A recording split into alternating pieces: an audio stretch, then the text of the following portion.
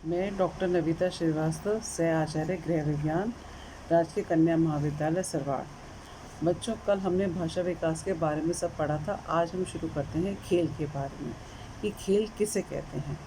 खेल किसे कहते हैं, इसके बारे में कई कथा प्रचलित हैं, लेकिन इसके बारे में मैं आज आपको बताना चाहती हूँ कि खेल हम किसे कहते हैं। मानव जीवन जो होता है वो अनेक व्यस्तताओं, जटिलताओं एवं व्याधियों से भरा हुआ है। सभी प्रकार के सुख उपलब्ध होते हुए भी मनुष्य को मानव जीवन सुखी नहीं है। रात दिन काम करता रहता है, वह थक जाता है, वह आराम चाहता है और आराम के लिए आवश्यक है खेल। खेल के शब्द का इतना अधिक सामान्य प्रचलन हो गया है कि वह अपनी वास्तविक महत्ता भी खो बैठा है। इसका संबंध किसी परिणाम की चिंता किए बिना नहीं है, बल्कि इसका तो परिणाम ये होता है कि हमें आनंददायक क्रिया में संलग्न रहते हैं और इसमें व्यक्ति ऐच्छिक रूप से भाग लेता है और आनंद की प्राप्ति करता है।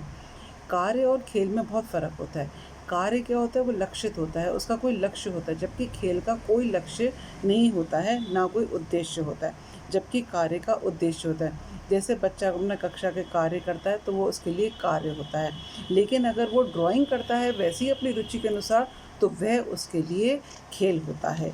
खेल सहज और सरल क्रिया है और कार्य जबकि एक जटिल, गंभीर और गहन क्रिया है। बालकों का खेल खेलना एक स्वाभाविक क्रिया है जो कि आत्म प्रेरित होता है। कोई उसको ये नहीं कहता कि तू खेल, तू ये पेन ले, तो इससे खेल। बच्चा जब छोटा बच्चा होता है तो अपनी उंगलियों से ही खेलता रहता है। जब बच्चा बिल्कुल न्यू बॉर्न होता है, 2-3 महीने का होता है, वह अपनी उंगलियों से खेलने लगता है। तो इसे हम कहते हैं ये आत्म प्रेरित होता है और इससे बच्चे को आनंद की अनुभूति होती है।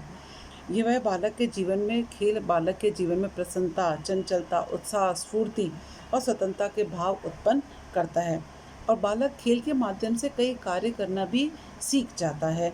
यूँ कहें कि वे खेल के माध्यम से अपने सामाजिक, मानसिक, संवेगात्मक, भाषा और अर्थात एक तरह से हम कहें तो उसका सर्वांगीण विकास हो जाता है और वह अनुकरण के माध्यम ही से ही बड़ों की अनेक क्रियाओं को सीखता है। जब बच्चा खेलता है, बड़ों अगर आपने देखा होगा बच्चे क्रिकेट देखते हैं टीवी के ऊपर, तो जब बच्चे खुद खेलते हैं तो बच्चे क्या करते हैं, वो पीछे अपने विकेट्स लगाते हैं, ग्लव्स पहन लेते हैं, कैप पहन लेते हैं। जो भी चीज़ें उपलब्ध होती हैं वो चाहते हैं कि उसको, उस खेल को हम सार्थक रूप दे सकें।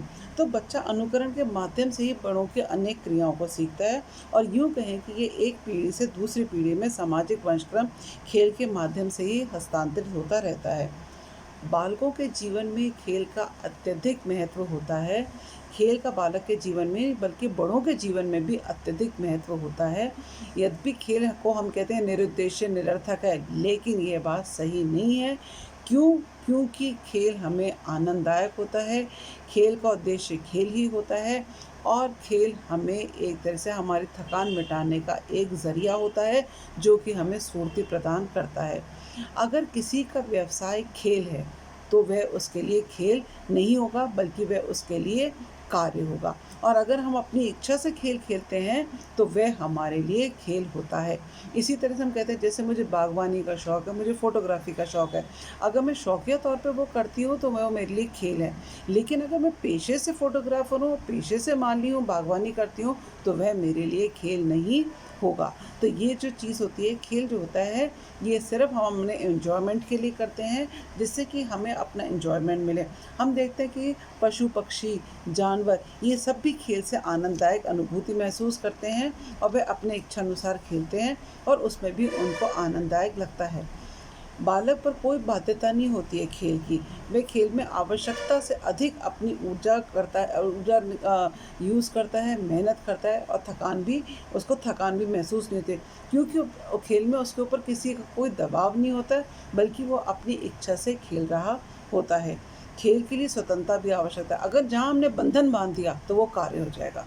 खेल वो होता है जहाँ पे कि बंधन नहीं होता है। खेल के लिए स्वतंत्रता आवश्यक है। इस प्रकार खेल से बच्चे में आनंद प्राप्ति होती है, स्वतंत्रता होता है, स्वेच्छा होती है, तो ये सब चीज़ें होती हैं। प्रोफेसर लालजी राम शुक्ल ने कहा है, जिस प्रकार कवि अपने को कविता बनाने से, गायक गाने से नहीं रोक सकता, उसी प्रकार बच्चा अपने आप को खेलने से रोक नहीं सकता है। कश्यप एवं पुरी ने कहा है, खेल एक क्रिया एवं रचनात्मक प्रवृत्ति है जो स्वाभाविकता, स्वतंत्रता और आनंद के लक्षणों द्वारा प्रतीत की जाती है। कुछ मनोवैज्ञानिकों ने भी खेल की परिभाषा दी है। उन मनोवैज्ञानिकों के मैं बारे में बताती हूँ। रसेल ने कहा है, खेल एक आनंददायक शारीरिक या मानसिक क्रिया है जो अपने आप में पूर्ण है और जिसका कोई अव्यक्त लक्ष्य नहीं होता है। क्रो ने कहा है, खेल वह क्रिया है जिसमें एक व्यक्ति उस समय व्यस्त होता है जब वह उस कार्य को करने के लिए स्वतंत्र होता है जिस कार्य को करना चाहता है। हरलॉक ने कहा है, खेल वह कोई भी क्रिया है जो प्राप्त होने वाले आनंद के लिए की जाती है, परंतु इसके अंतिम परिणाम पर कोई विचार नहीं किया जाता है। वैलेंटाइन ने कहा है, खेल एक कार्य में एक प्रकार का मनोरंजन है। ग्लूक ने कहा है, खेल वह क्रिया है जो हम अपनी इच्छानुसार स्वतंत्रतापूर्वक करते हैं। स्टर्न ने कहा है, खेल एक ऐच्छिक आत्मनियंत्रित क्रिया है। टीपी नन ने कहा है, खेल एक रचनात्मक क्रियाओं की व्यापक अभिव्यक्ति है। अब इन सब परिभाषाओं से हमें स्पष्ट हो जाता है कि खेल मानव की जन्मजात प्रवृत्ति है और जिसकी आधारभूत सहज प्रवृत्ति है। यह इच्छा, आत्मनियंत्रण, मूल प्रवृत्तियों के संशोधन पर आधारित है। अगर हम इन परिभाषाओं का विश्लेषण करें तो हमें ये सब चीज़ें विशेषता मिलती हैं। सबसे पहली चीज़ है, खेल एक मूल प्रवृत्ति है, मतलब हम ये अपने अंदर ही लेके आए हैं, इंस्टिंक्ट लेके आए हैं। खेल की मूल प्रवृत्ति है। खेल रचनात्मक प्रवृत्ति है। खेल में अभिप्रेरणा और उद्दीपन होते हैं। खेल में निश्चित ध्येय मतलब कोई लक्ष्य नहीं होता है। खेल में स्वच्छंदता होती है। खेल में आनंद प्राप्त होता है। खेल जन्मजात आत्म प्रेरित है, स्फूर्तिदायक होता है और स्वलक्षित होता है, मतलब हमारा खुद का ही लक्ष्य होता है। खेल मानव की जन्मजात प्रवृत्ति है। खेल वह क्रिया है जिस पर बालक का समस्त जीवन आधारित है। बालक की शक्ति का उपयोग खेल में ही होता है। इससे बालक की कल्पना शक्ति विकसित होती है, शरीर का विकास होता है। खेल के माध्यम से दूसरों को समझने की क्षमता बढ़ जाती है। प्रतियोगिता में भाग लेने की बालक में अनेक प्रकार का आत्मविश्वास उत्पन्न हो जाता है। आघात सहने की शक्ति भी खेल के द्वारा हम में आती है और लक्ष्य प्राप्ति के लिए संघर्ष करना जीवन का सबसे बड़ा खेल है। ये हो गया हमारा खेल का महत्व और खेल किसे कहते हैं, खेल की परिभाषा, खेल का अर्थ और खेल का महत्व।